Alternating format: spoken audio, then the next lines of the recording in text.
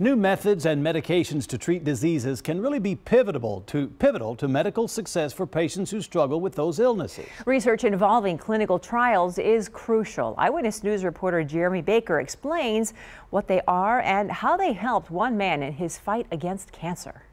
Sometimes our research studies can be strict and sometimes we can come off of it, but a lot of it is dietary awareness. University Hospital Director of Medical Research, Dr. Michael Liss, says many clinical studies can help give patients more control over their illness. We're trying to give people something they can do about it. Okay, maybe there's a dietary intervention that would keep you off medications longer. I had to monitor my diet and change some foods that I would normally eat. Prostate cancer patient Denny Richards took part in one of those studies about folates. He says it helped lower his PSA. The hardest part was giving up flour tortillas, and pizza. Your PSA did slowly come down and seems to be under control. University Health System is currently enrolling for several prostate cancer and urology clinical trials. One of them is called PASS, for men on active surveillance for prostate cancer.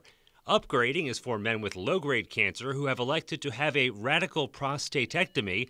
There's also a yoga study focusing on intervention. For more information on those and other studies, call 210-567-0214. We try to have almost a study at every step of the way. That's part of being at an academic research center and having affiliations with the VA and University Hospital and UT. We kind of have a breadth of docs that specialize in all types of stuff. Jeremy Baker, KENS 5 Eyewitness News.